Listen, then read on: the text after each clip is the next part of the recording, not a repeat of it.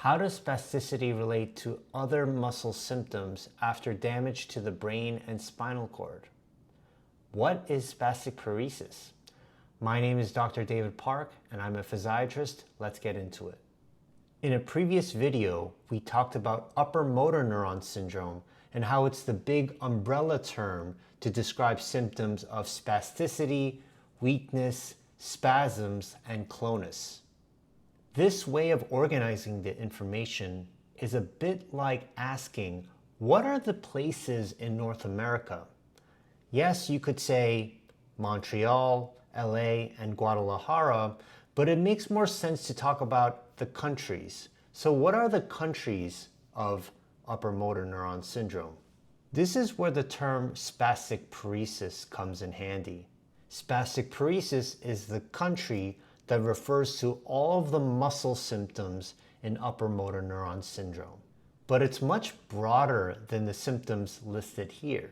Let's split up spastic paresis into two different buckets, neural and non-neural. Now, what do I mean by this? To explain this, let's go to a helpful analogy. Imagine you have an electric generator connected to a wire that's connected to a spring. Imagine there's damage to the electric generator. That's damage to the brain and spinal cord.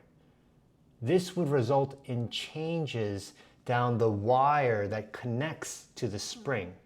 There are two main signals down the nerve. The green is a too much signal that causes the spring to seize up. That's spasticity. The red is a too little signal that causes the spring to relax more than we'd like it to. That's weakness. Now imagine there's another spring connected to the wire. Now the coordination between the springs is affected. They are no longer in sync with each other. And lastly, imagine now that there is rust on the springs that prevents the springs from being flexible. What I just went through are three different problems related to the wiring or neural problems, and one problem related to the spring itself, which is a non-neural problem.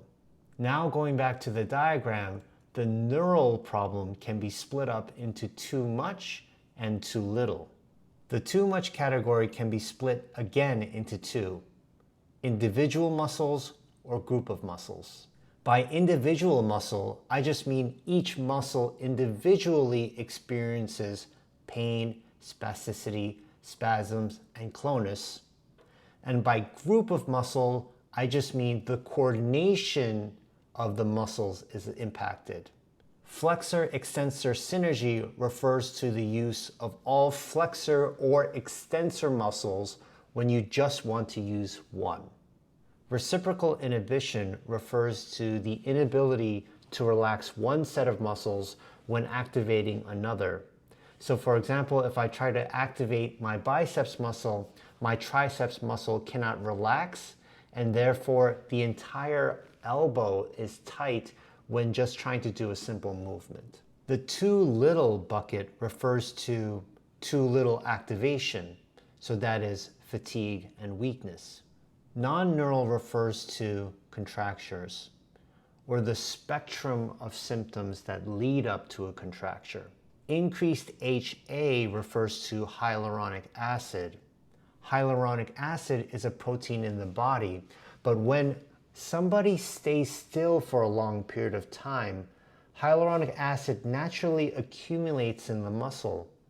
Over time, that can lead to stiffness and permanent tightening of the muscle, known as a contracture.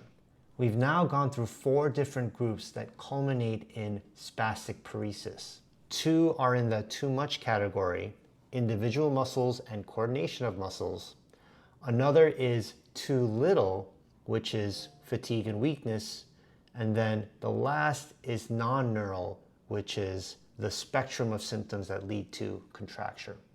Each patient will differ in the relative amounts of each category that contributes to their symptoms.